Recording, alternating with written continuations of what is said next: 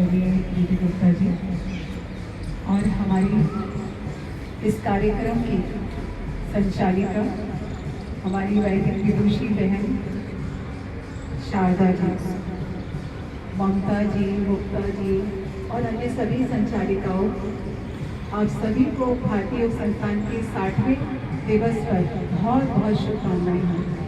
आज हमारे बीच में हमारे महिला पतंजलि योग समिति की डॉक्टर उर्मी गुप्ता जी आई हैं, उनका भी बहुत बहुत स्वागत है। बहन नीलम गुप्ता जी का भी बहुत बहुत स्वागत। तो ये संगठन को प्रदर्शित करता है, चाहे हम कहीं पर भी हों, सभी को मिलकर के योग ही करना है। भारतीय योग संस्थान ने एक आदर्श स्थापित किया 60 साल पहले, वसुधैव कुटुंबकम।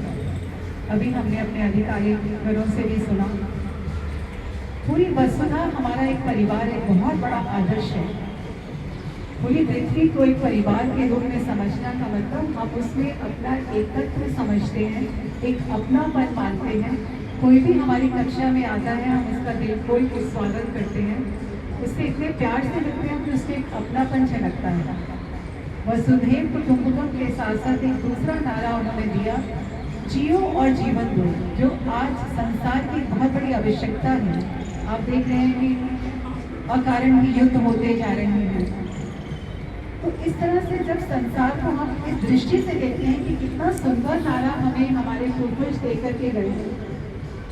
स्वर्गीय प्रकाश राज जी को आज हम स्मरण कर रहे हैं, जिन्होंने एक छोटा सा बीजारोपण किया, एक छोटा सा बीज लगाया।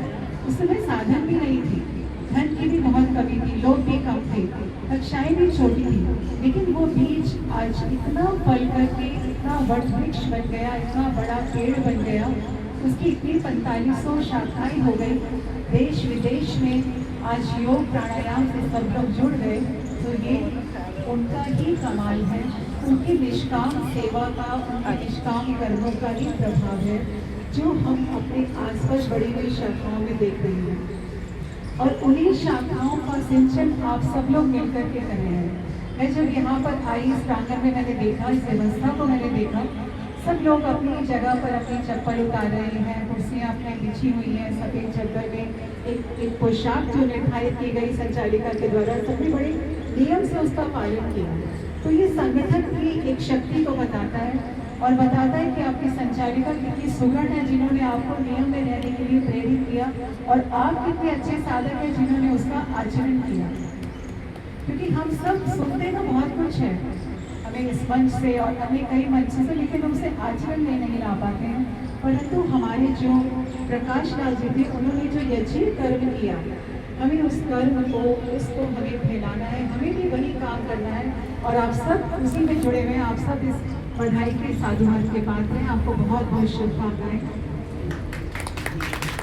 अगर हम अपने आसपास देखें उस परमात्मा की रचना को, तो हम क्या देखते हैं कि हम जो मानव शरीर हम सबको मिला है, उस मानव शरीर में हमारा एक एक अंग उस परमात्मा का ही दिया हुआ है।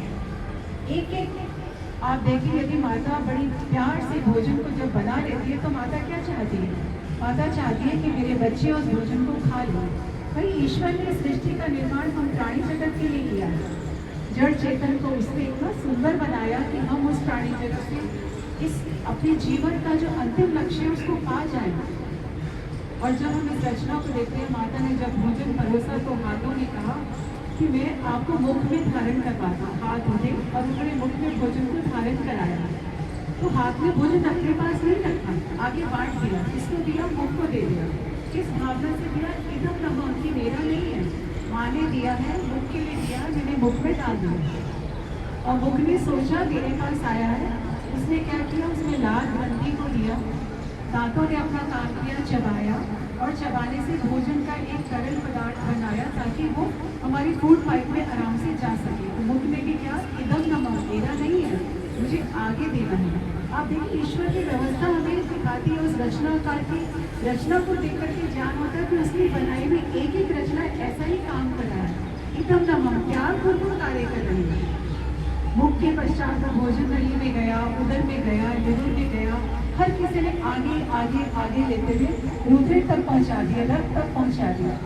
और रक्त में जब वो भोजन पहुंचा तो रक्त ने सोचा कि अब मेरे को सारे शरीर को देना है, एक एक कोशिका तक रक्त जाता है, सबकी कोशिका की हर सेल की आपूर्ति करता है, जहाँ जिसकी कोई कमी है वहाँ तक पहुँचाया। और उसने भी कहा इधर नमः, और फिर वो आगे पहुँचाने के बाद रात्रि को गुर्दे सब अपने अपने कार्य करते हैं, त्वचा कार्य करती है, सब अपने अपने कार्य करते हैं, जितना भाग जिसको चाहिए था सबने लिया। और फिर जो हमारे बचा हुआ फोक है, अवशेष है, वो मलमूत्र के माध्यम से प्रातःकाल विसर्जित हो गया। हर किसी ने अपना अपना कार्य किया, बिना किसी से आपस में झगड़ा किए, हर किसी ने नियम पूर्वक अपने अपने चीज को समझा। यही कार्य अगर हम अपने आसपास इस प्रांगण में देखें, वृक्ष लगे हुए हैं, जड़ क्या करती है, भूमि इतनी खनिजों से भरी हुई है, भूमि के अंदर जल है, परमात्मा भूमि को बहुत अच्छे से पोषण कर रखा है। और वो जो पोषण भूमि के अंदर है, वो पोषण क्या करता है, भूमि कहती है कि मेरे पास जो है मैं आगे देती हूँ। भूमि ने जो हमने बीज उसके अंदर बोया, भूमि ने वो सारा का सारा खनिज, लवण, पानी किसको दे दिया, बीज को दे दिया। और जो बीज के पास पहुंचा, बीज ने क्या सोचा, बीज ने क्या सोचा, बीज ने सोचा कि मैं आगे उसको उसकी जड़ बन गई। बीज से क्या बना, जड़ बन गई। तो बीज ने भी जड़ को उत्पन्न किया। अब जड़ ने सोचा कि मेरे पास इतना सब कुछ है, जड़ धीरे धीरे बड़ी होने लगी और सारा भूमि से सिंचन करके उसने तने को दिया। उसने भी क्या कहा, एकदम नमक नहीं है, मुझे तो भूमि से मिला है। और उसने आगे पास ऑन किया और फिर वो पत्तियों तक पहुंचा। पत्तियों को सूर्य की रोशनी मिली, फोटोसिंथेसिस हुआ, भोजन बना और पत्तियों के द्वारा फिर से वो भोजन उस पूरे पेड़ को मिला, उससे फूल बने, उससे फल बना और वो फल हम सब तक प्राणी जगत तक पहुंचा। तो इतनी आप जब उसकी रचना को देखेंगे ईश्वर को, तो उस रचनाकार का ज्ञान होता है कि वो रचनाकार कितना सुदृढ़ है, कितना नियमित बनाता है, कितने अच्छे ढंग से नियम नियमित में सबको इकट्ठा करता है।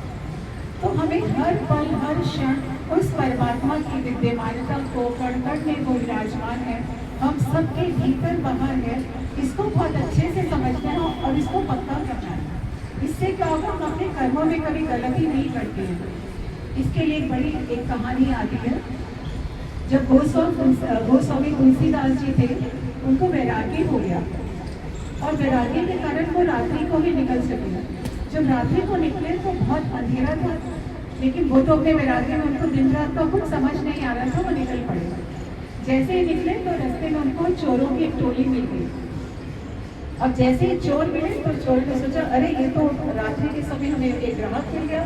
तो चोरों के मुखिया ने कहा, चलो इसी से ही गोली कर लो भाई, ये तो मिल गया, इसको टटोलो, कुछ तो मिल जाएगा। और जब उसको टटोला तो उनको कुछ नहीं मिला, क्योंकि वो तो विरक्तों के घर से निकले थे। इसके पश्चात उन्होंने सोचा कि अब उससे पूछा भी तुम कौन हो, तो वो तो अपने वैराग में थे। उन्होंने बोला कि जो तुम हो वही मैं हूँ, जैसे तुम मनुष्य हो वैसे मैं भी मनुष्य हूँ। तो अब उनको तो समझ में नहीं आई ये बात। उन्होंने सोचा ये भी चोर ही है, कह रहा है कि जो तुम हो वही मैं हूँ। तो बोले कि चलो तुम भी हमारे साथ ही चलो फिर। उन्होंने उसको अपनी टोली में शामिल कर लिया। अब वो स्वामी जी उनके साथ चले जा रहे, रास्ते में गाँव आया, उनका निर्धारित समय था कि इतने समय हमें चोरी करनी है। अब उन्होंने सोचा ये तो नया नया है, ये क्या कार्य करेगा। बोले तुम ना बाहर बैठ जाओ और जब कोई आएगा तो हमें संकेत कर देना। आप क्या करना कि मिट्टी की भरना और अंदर डालना, तो हम समझ जाएंगे कि कोई खतरा है, तो हम अपना चोरी करना बंद कर देंगे। तो उसने बोला ठीक है। वो स्वामी जी बाहर बैठ कर, बाकी सब लगे अपना, कोई ताला खोल रहा है, कोई कुछ कर रहा है। 2 मिनट के बाद वो स्वामी जी को विचार आया कि ये क्या हो रहा है, कि परमात्मा तो देख रहा है ना, कोई नहीं देख रहा है का मतलब क्या है, परमात्मा देख रहा है, क्योंकि परमात्मा कण कण में विराजमान है। अंदर वो चोरी कर रहे हैं, वहाँ भी देख रहा है, मैं यहाँ बाहर बैठा हूँ, गलत ड्यूटी कर रहा हूँ, मुझे भी देख रहा है। तो उन्होंने उठाई मिट्टी और अंदर डाला। जैसे ही अंदर डाले उन्होंने चोरी करना बंद कर दिया और फटफट भागे सब। और जैसे ही बाहर आए वो भी गोस्वामी जी के साथ भागे। एक जगह जाकर जब वो रुके तो उन्होंने उससे पूछा कि कौन आया था, क्या खतरा हुआ था। बोले कोई नहीं आया था। बोले मिट्टी क्यों डाली मेरी, तो बोले कि इसलिए डाली क्योंकि भगवान तो देख रहा ना। बोले कि किसको साथ में लिया हमने। तो ये है प्रभु की विद्यमानता को जानना, उसको विराजमान समझना, कण कण में जानना। जो इस प्रकार समझ लेता है वो अपने कर्मों में कभी भी गलती नहीं करता है। क्योंकि जब जीवात्मा को, हम सब जीवात्माएं हैं, अलग अलग घरों में, अलग अलग परिवारों में ईश्वर ने हमें भेजा है।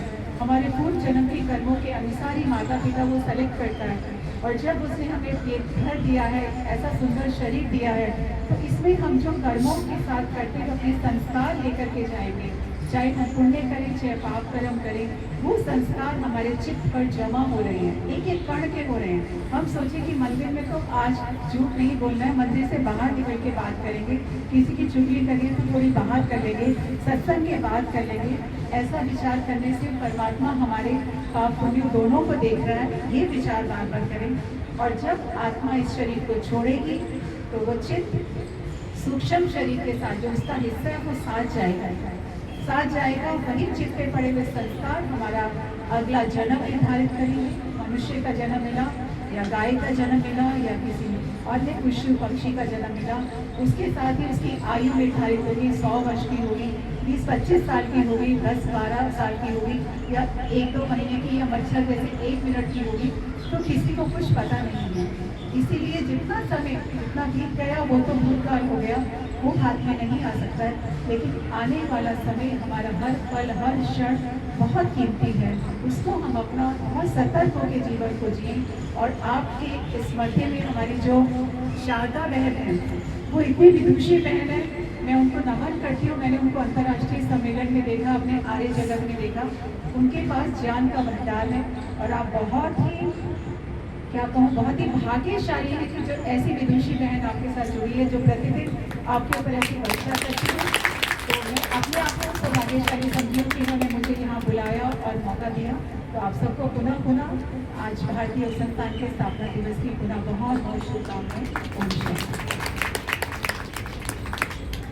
धन्यवाद प्रतिभा जी, बहुत बहुमूल्य